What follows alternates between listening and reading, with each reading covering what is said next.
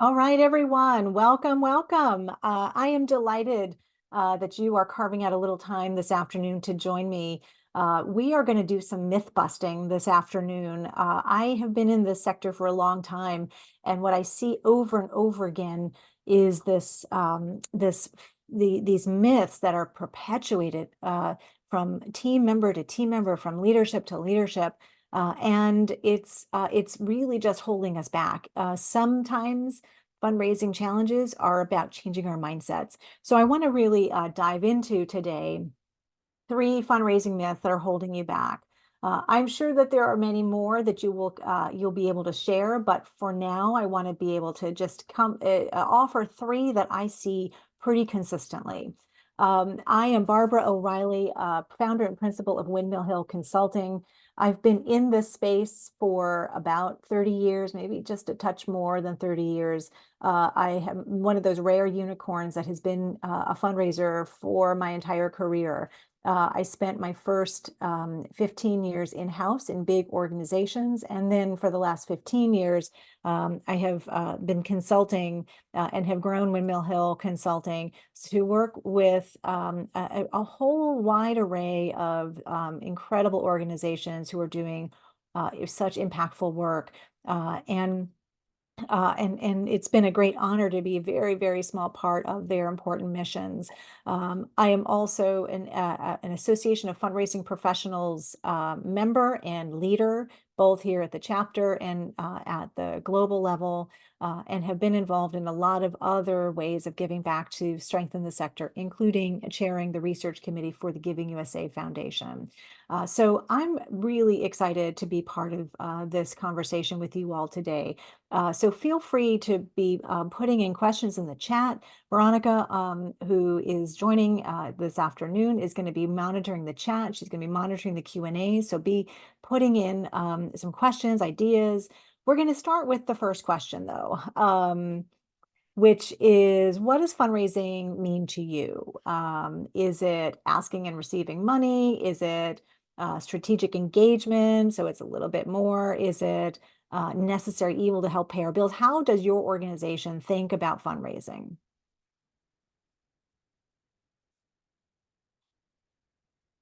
Okay, so I'm seeing nobody's saying necessary evil to pay our bills. That's good.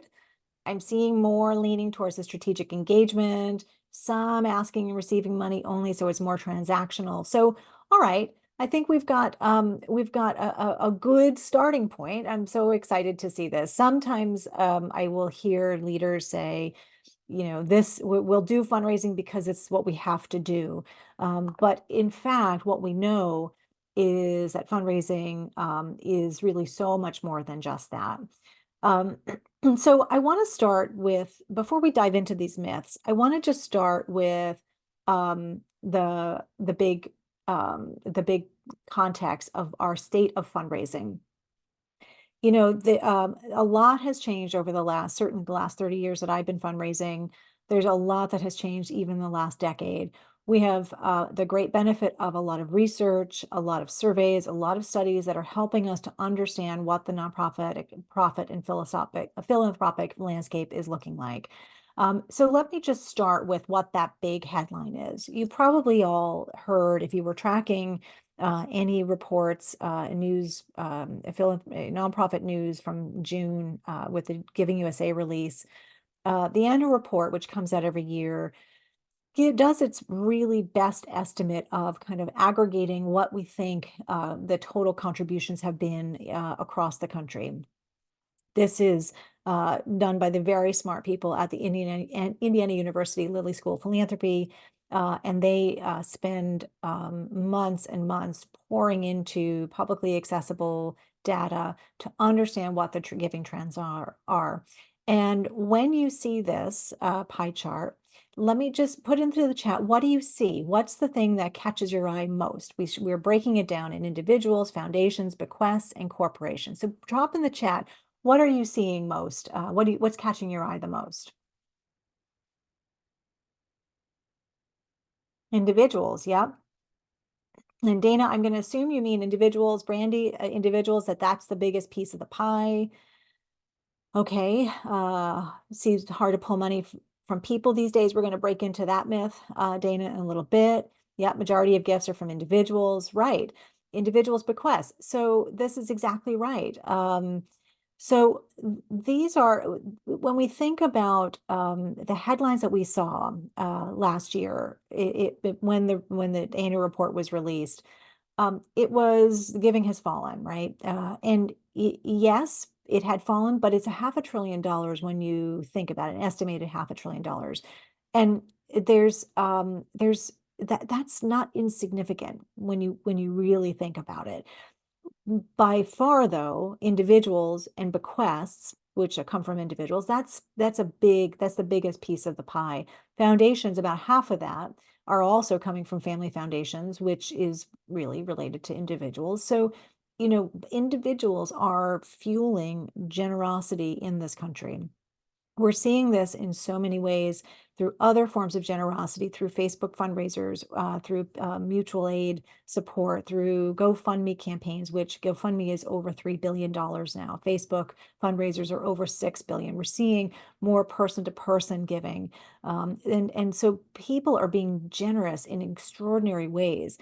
So we have to remember that despite what the headlines are, generosity is still very much alive and well. Corporations the amount rose a little bit, but it has really never gone above 6% in the last 10 years. So we really want to be thinking about the fact that, yes, giving numbers might be quote unquote down, adjusted for inflation, but the reality is that we had 3 extraordinary years from 2020 on, 2019 to 2022, extraordinary years so this was more or less kind of a leveling out. And if you see here, giving has really been increasing. Giving USA started tracking in about the early 80s. And so what we're seeing is an increase in contributions over time. And with the exception of the Great Recession in 2009, giving has more or less kept pace with the economy. Again, fundraising, nonprofit sector, we don't exist in isolation to everything else around that's happening in our political and economic and other social movements that are happening. So the fact that we had a pretty volatile couple of years with the stock market, with the economy, inflation has been very much top of mind for folks. There was always that question of the recession or not recession. And so by and large, giving has been increasing. So that's the good news. But under the surface, the number of donors has been declining. The number of donors under $500 in particular has been declining. And that's generally more than 95% of most nonprofits' bread and butter philanthropic revenue. It's coming from those everyday donors under $500. And we especially saw that in those years of 2019 to 2021. They were the ones, donors under $500 were the ones who were more likely to disappear and to perhaps even lower their giving. So the headline has to be that the number of donors and volunteers is declining. This is a steady trend we've seen over the last 20 years. And that's very much in our hands of how we try to reverse that. So the number of donors is declining. There's sort of the amount that we see contributed is slowly becoming more and more concentrated to the higher level mega gifts that we're seeing. So the pool of the donors who are giving at that level is shrinking and concentrated, and we are losing sight of those everyday donors, which means then donor retention is at an all-time low. It is in the low 40s. It has not been higher than this for the last probably 10, 15 years, I would say, when it was about 50%. But if we think about that, um, Amazon, Apple, Netflix, their customer loyalty retention rates are 90% or above. For any organization, any company that would have anything that was lower than 80%, 85%, even 90%, they would be sounding the alarms. And so we have a real problem in our sector around being able to keep donors. We think about that. On average, most nonprofits are losing 60% of their donors. For first-time donors, on average, nonprofits are losing 80% of those donors. So think about that churn. Think about how much hard work goes into the fundraising that you do, the donor communications, the relationship building. And are you keeping as many donors as you possibly can? So we've got extraordinary acts of generosity that are happening to nonprofits and alongside nonprofits through lots of other giving vehicles. And the reality is that donors have so many more choices of how they can support their communities and those around them and causes that are important to them. The number of donors continues to shrink. So that puts different pressures on fundraisers at nonprofits. And I have been sounding the alarm bell for a couple of years now that we have a problem. We're at the precipice of really having to think and rethink the way we fundraise with our donors. So you might be thinking, okay, yeah, this is the big national trends. Yep. Okay. These are things that may or may not be affecting me. What does this really have to do with my particular nonprofit? Now, let's just put up curious, do you know what your donor retention rates are? Do you have a sense of what that is? No. Okay. Um, uh, uh, so some are saying yes, some are saying no, not sure. This is a great starting point, and that is absolutely okay if you don't know what the retention rates are, if you're not sure. For those of you who do, great, keep tracking that. That's an important metric to be able to keep mindful of. This is something that often is overlooked in fundraisers, and this is not a criticism because in our race for meeting budgets, in our race for reporting to our executive leaders, our board leaders, we are focused on the numbers, only the numbers. And the reality is that there's so much more that goes into this, into fundraising, into keeping our donors engaged with us. And they don't just all sort of drop out of the sky, grow on trees. The fund donors are driven by personal causes. They are driven by a connection to your mission. And it's on us as nonprofit leaders and fundraisers to steward that in a way that will keep them connected. So what I see so often is that nonprofits are feeling stuck because they feel like the resources are limited, that your teams, your leaders, your boards are kind of caught in the scarcity mindset of what you don't have now, or feeling like you can't possibly get to that next iteration of who you are as an organization. There's absolute fear of failure that I see paralyzing so many nonprofits. And the reality is that you're doing important work, and success and progress don't happen without failure. So we have to be ridding ourselves of that mindset, of the scarcity mindset, and of that fear of failure. So when you don't know who to ask for money, or how to ask for money, how to engage donors beyond that ask, that's where some of the pain points really come into play.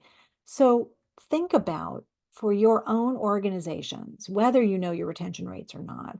Do you know who your donors are? Do you know why they give to you? Do you understand how they want to walk through their impact journey with you? Because all giving is personal. It is driven by something that is deep within that donor, that family, that couple, has a drive for them, for relevance, for feeling like they're making a difference, that they are able to make that difference, for that connectedness, that they want to be part of others who are believing and supporting this mission that you are advancing. So we lose sight of sometimes who our donors really are and what drives them. And in our flurry of fundraising activities and priorities and internal competition for our time and attention, we often forget or don't carve the time out to ask our donors those questions. So let's find out then what your pain points are. What are the biggest pain points for you? Is it your board? Is it that you're too busy to even focus on fundraising because you're wearing all the hats? Is it that your culture and your systems need a reboot, but you're just not even sure where to go? You're just hitting a wall that you're not even sure how to push through to that next budget goal. Okay, so I'm seeing some bored. I'm seeing that you're hitting a wall, that there's sort of you're kind of stuck. Maybe you've been trying the same things and they're not working anymore, and that's okay. So bored and feeling stuck. Okay, some too busy, but I get that, right? And that's absolutely a common factor in the sector. And the culture and systems, that's also part, it feeds into then that mindset of how we invest our time and our resources. But I'm seeing most consistently it's the bored and it's the frustration of we've been doing all these things and we can't move forward. All right, so let's then talk about myth number one. Nonprofits need to focus on all the things. I see this so often, and especially with the plethora of webinars and trainings, resources, guides, blogs, everything you might see coming through your own LinkedIn feeds. You might feel like, oh, I've got to try this, or how many times do you have your board member or an executive leader say, oh, we should try that. I've heard about that. And then that kind of adds more things to your plate, right? Not nonprofits don't have to do all the things. There's absolutely a time for focusing on the things that are going to get you the best ROI for the time and bandwidth and capacity that you have. So you don't have to do all the things. And if you are a small to mid-sized organization and you're looking to large, complex national organizations, yeah, they can do all the things probably because they've got bigger departments to do that. But by and large, every single time I hear organizations say, we've got to be doing this, this, this, and this, and this, that's when we dig into the data and we really start to understand where are the best ways to connect with your donors, where are the best areas that are giving you the most success, where is the untapped potential, what are the things that you don't have to do or you should be doing more of. So there might be some giving days or Giving Tuesday. I hear this often. Nonprofits are feeling the pressure to be part of Giving Tuesday. It's Giving Tuesday is an impressive day of generosity, and just incredible the global movement it has become. But it doesn't mean that every nonprofit has to be part of it, and that's okay too. So that's one myth that I want to get sort of dispel and debunk. Myth number two is our fundraising success is defined by how much we raise. Again, I see this so often. Board members, particularly what they want to hear, how much have we raised towards our goal? Budget goals are set. Of course, it's important. You've got to hit those goals because it has real implications to what you're able to do programmatically. But there's much more that goes into this. And so the retention rates, for one, is an important metric because that helps you to see what's under the surface. If you're hitting blocks, if you are doing all the things that you can do, and you're not seeing incremental results, you're not seeing growth in your fundraising, this is when you start to dig into your data a little bit more. You might say, what's our donor retention rate? Maybe you're actually churning through more donors than you realize.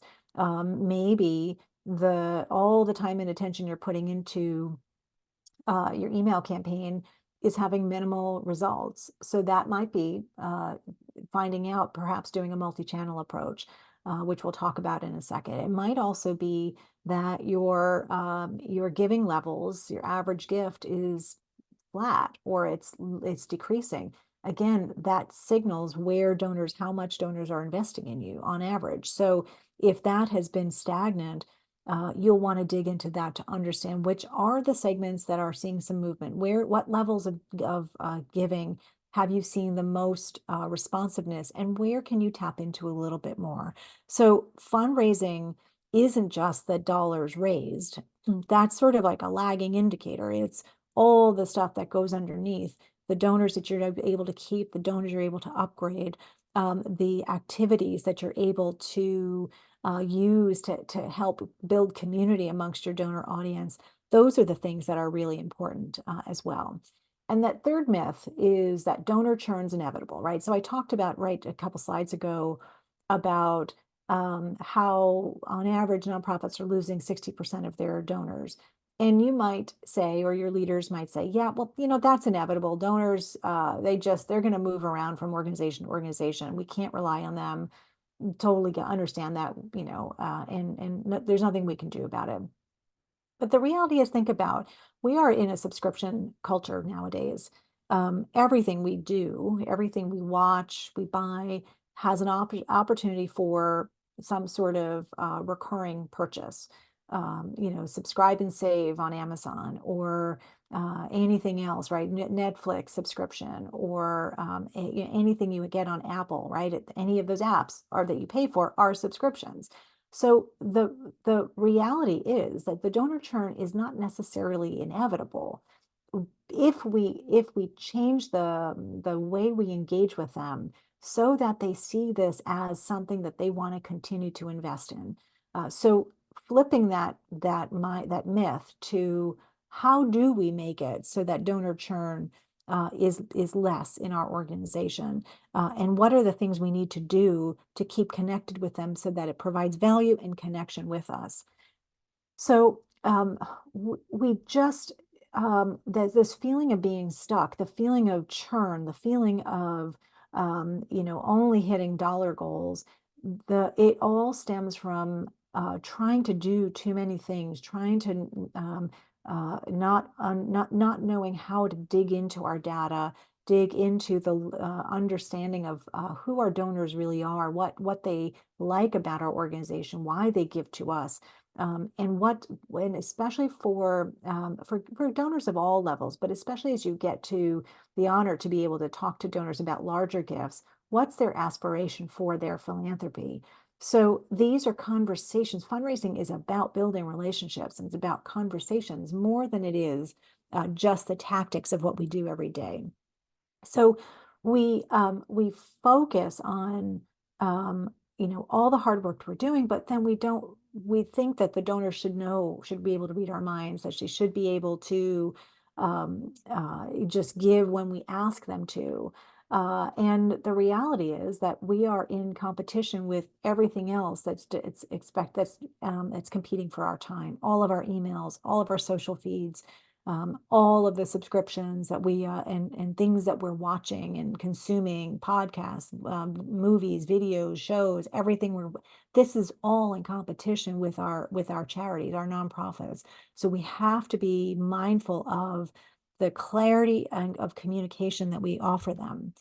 And so more often than not, organizations are leaving money on the table because they don't know what segments to be focusing on. They don't have a good enough sense of what their data trends are telling them, their donor trends are telling them. And so we always start with, when we start working with clients, we always start with that holistic data informed approach. We dig into the data, we understand what those trends are, we learn, we listen, we dig into everything that they're doing in their fundraising, so that we can better understand where the friction is, where the trends are. If we see an organization, for example, that has the majority of their donors are coming in at a certain giving range, with very, very few at the top, or vice versa, we're going to point that out to say, okay, so how do we level this a little bit more? What are the incremental steps that you can put into place to start to build those relationships and maybe upgrade, especially if it's very heavily weighted at the lower end of the giving trends. So we really think about this as a workflow, as a windmill kind of flow. If you think about the blades of a windmill, they are steady, they're consistently kind of rotating around, and over time they're building energy. It's compound energy. That's why windmills, you've got windmill farms that are producing energy, because they are building that compound momentum of activity. And so we think about this as our approach, which is assessing We start with that data. We do deep discovery so we can get a sense of where our clients are in their fundraising journey. What are the friction points? What are the things that they think are the problems, that they say are the problems? And then what are the other problems that maybe are unsaid that we can dig into a little bit more? From that, though, we also really want to push back against that scarcity mindset. Very often, clients will hear me say, if money wasn't an issue, what would you be doing differently? What would you be doing more of? And I have seen so often faces just relax. I've seen eyes light up, and I hear very different tones in their voice as they describe the things that they would want to do if money wasn't an issue. And so we really partner with our clients to do that dreaming, to say, what else do you need to do? And what's it going to cost? And how do we then use that to inform the case for support, the fundraising messaging, the conversations with donors? We then build out a plan with our partners so that they've got a realistic roadmap that is based on their capacities, their opportunities that we uncover from the data analysis, and from the things that they want to do in the future. And we give them an incremental roadmap that is reasonable and actionable for them. There's not a one size fits all for a development plan and strategy development. So we want to make sure that we are bringing in leading practices and tailoring it for the capabilities of that organization. And then sometimes we are there to help as partners, as coaches, as guides, as they implement those plans. But we always start with that data informed approach because that is going to tell us really where the best opportunities are. And so we start with where the organization is. We give our clients that space to dream with the widest lens of all the opportunities that might be available. What might their ideal staffing structure look like? What might their ideal programs look like? How much would all of that cost? What are the things that they want to see the organization in a few years' time, their kind of ideal state, if you would. So we really start with those approaches. I want to just share with you an example of how we put this into practice. So we had the great honor to work with Meals on Wheels America a few years ago, and they had an enormously large email file. They're, national federated organization. They had a very large email file, but a small percentage of them were actually donors to the organization. They didn't have the capacity yet to really start to invest in that infrastructure for donor cultivation, for acquisition. They didn't have a database that was really designed to help them with their fundraising. They had databases, but they needed a little bit more extra support from their staff to be able to pull out information, to be able to track things. So we were brought on and we did this sort of deep dive into their data. We did some analytics. We did some deep discovery. We learned that there were some interesting trends that they didn't even realize were happening within their donor file. And so we worked with them over the time. We were brought in right before year end, and we worked with them over that next few months to rethink their end of year communication strategy. We brought in multi-channel approach so that there was both not just emails, but also some print appeals that went out. We helped them to think differently about the segments to whom they mailed, and all designed with what the analytics was telling us around who were most likely to upgrade, who were most likely to perhaps be open to plan giving information, who was most likely to be reactivated, and we really help them to be more targeted in their segmentation. And the reality was that it laid the groundwork for what became the pandemic and beyond, when they saw a huge surge in contributions and generosity in the months that followed. Their new donor retention rate doubled. Their overall donor retention rate grew by 34%. They saw these incredible results. And so when the pandemic happened, they had the mindset, they had the systems, they had the strategy and the baseline of where they had started, so that they were ready for the next wave of incredible acts of generosity. So we really we frame our fundraising approaches with our clients to focus on not just what's raised, but what's sustainable and scalable. Again, building in off of what the data tells us and building in the other metrics beyond just dollars raised. I talked about how we take what we learn, how we take what we hear in the dreams and then put it into a plan. And we really we know that development planning and strategic planning are essential for organizational growth and success. Windmill Hill Consulting was a co-sponsor of some research that was done a couple of years ago now by Dr. Adrian Sargent that looked into development plans and do they have a correlation to fundraising success? The short answer is yes, they do. And so we really think about those development plans as tapping into the best opportunities, not all the things. We will often just base on where we think the organization's time and energy and staff bandwidth is best focused. We are not recommending all the things, and that's true to myth busting, because we want to we want our clients to have success in the ways that's going to most resonate with their donors. And then finally, we help them with their coaching and training, and we will work with staff and board and other executive leaders to ensure that everyone has that confidence, that everyone has a reframed mindset about what fundraising is all about.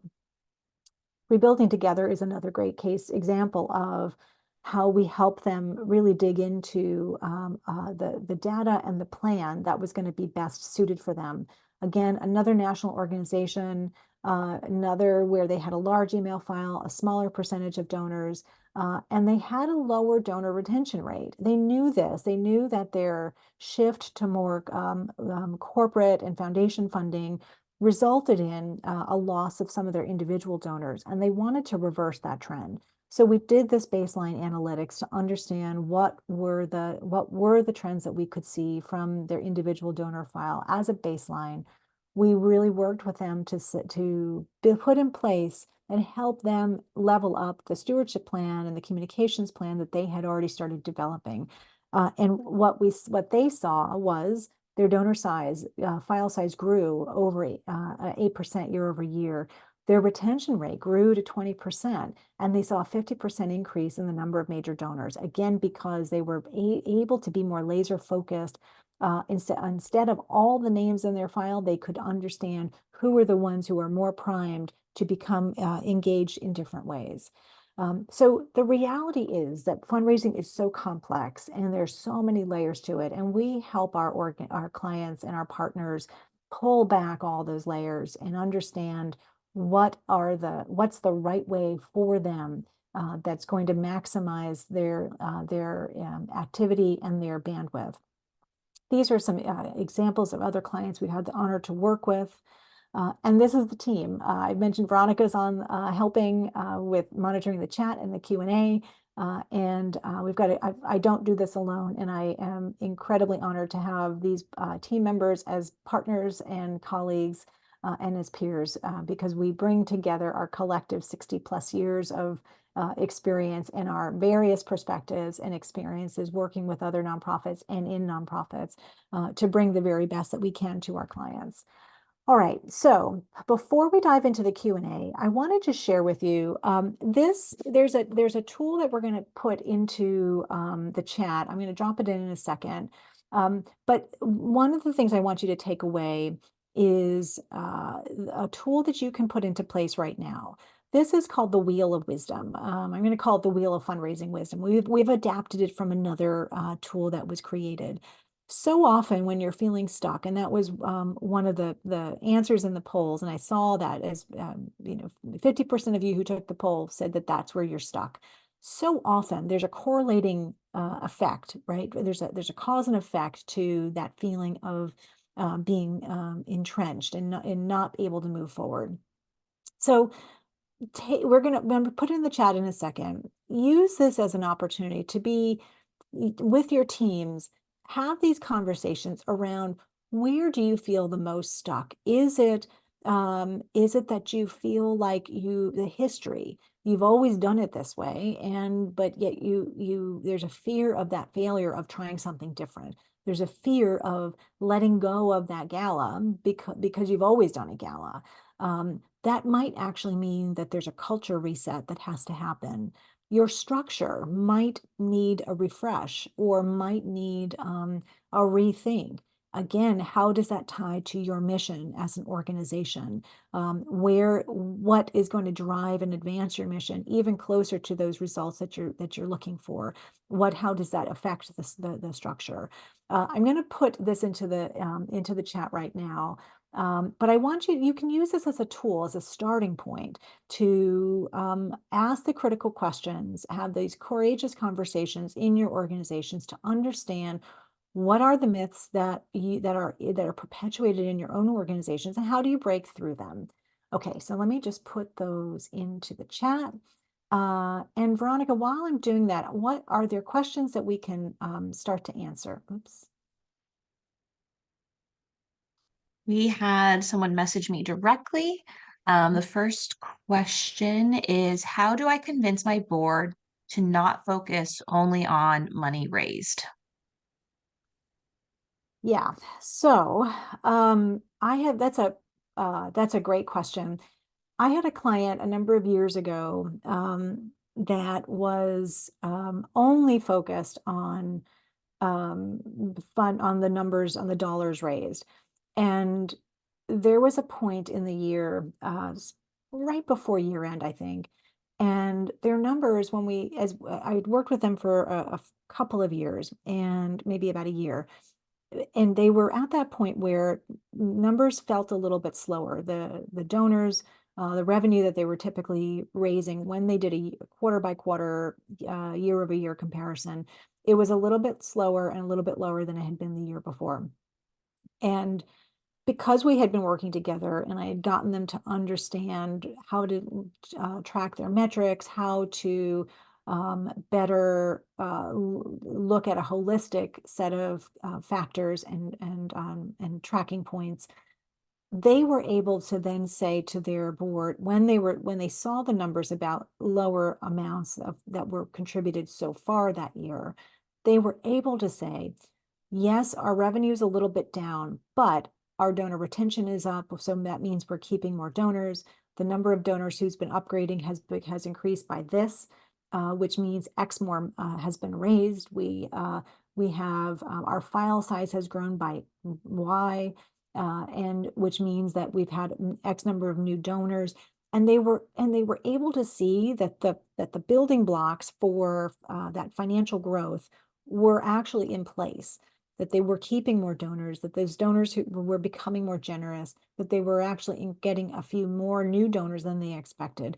And so the amount that they were raising at that time, in that year over year comparison, didn't feel as ominous because they saw that the health of their fundraising operation was actually a lot stronger than they realized. And so that's why reframing your fundraising reports to your board members to include not just dollars raised, but also other factors such as donor retention, such as average gift, such as trends year over year, maybe even trends into the types of donors that you've gotten, individual versus institutional, as one example. Those are the things that you need to include in your fundraising reports to your board so they can see the fullest picture. It also helps your boards to understand that their fundraising budget goals are not set in isolation, that they have to involve the fundraising leaders, and they have to be based on trends of what has happened and where are reasonable expectations for growth. Because again, nothing like setting your fundraisers up for failure than creating these goals that are absolutely unattainable in the best circumstances without those other components in place. So telling the fullest story, offering more metrics and data points for that fundraising report are two key ways that I have seen pretty consistently, in fact, work to change that mindset of the board in only focusing on the dollars raised. We have another question. One of the folks here is a one-person show. The board sends a lot of leads, and so they'll have great one-time donors. And so they're trying to figure out what is the best strategy to turn them into reoccurring donors? So, recurring donors are fantastic because they have such high retention rates, and they're signaling that they want to be on this journey with you as an organization for a while, right? It's and especially first time donors who become recurring donors at the first gate, right out of the gate. Absolutely pick up the phone and call them or send them a personal note. Um, Use those opportunities every month or at least once a quarter to reach out to them, tell them what's going on. I often, even just as a recurring donor myself, will get a quick update that is just from the organization saying, "Hey, just want to give you a quick, a highlight of what we've been working on," or "Let me tell you how your gift has been put to use this month." And it's just a nice touch point. Doesn't have to be super detailed, but it just ways to just steward those donors and make them feel connected and valued for that act of setting up a recurring gift.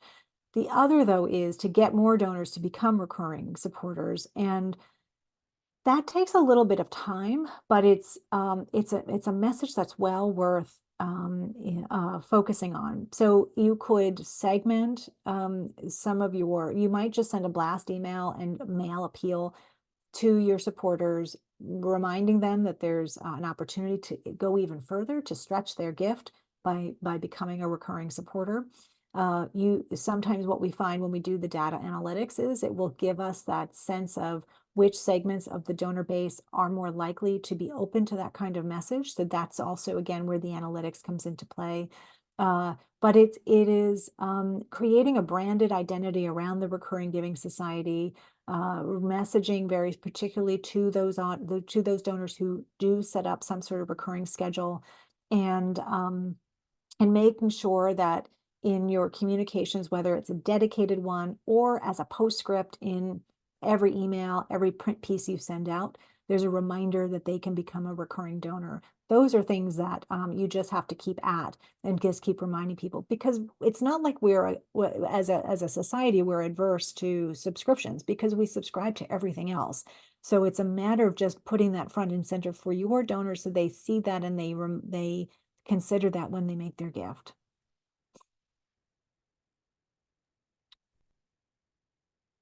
We have And time for one more, Barbara? I think we might. Okay, so this one says if nonprofits, we're trying not to do everything, Yep. but what are some of the best fundraising strategies that have the best ROI?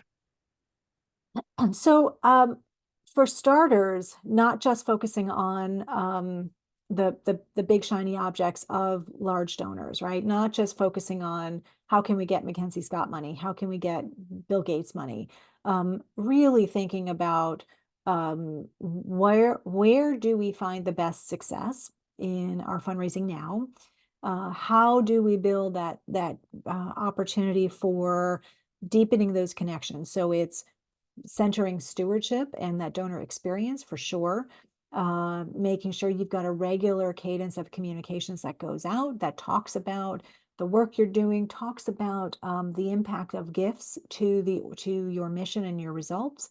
So I would say if you focus on anything, it has to be that, but it also needs to be in that context also of building out regular solicitations as well. So again, your organization might just focus only on one or two solicitations a year, but if you think about the everything else that's hitting our attention spans, those one or two solicitations are probably getting lost. And if you're only digital focused, digital communications only, you are absolutely getting lost in the mix of things. So, making sure that there's a regular cadence of reporting back, of solicitations, and that you are multi-channel in your communications, both social media, emails, web, print especially, maybe even good old-fashioned phone, because your donors are all of these places. And if you only rely on one channel, you are likely going to lose their attention.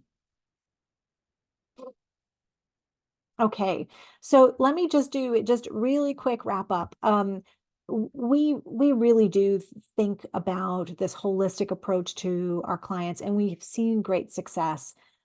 It comes with the approach, the data approach, that informed approach, that ability to dream, putting in place an intentional plan, and then working with our clients and really them doing the hard work of putting that plan into practice, and us being there as coaches and guides and trainers.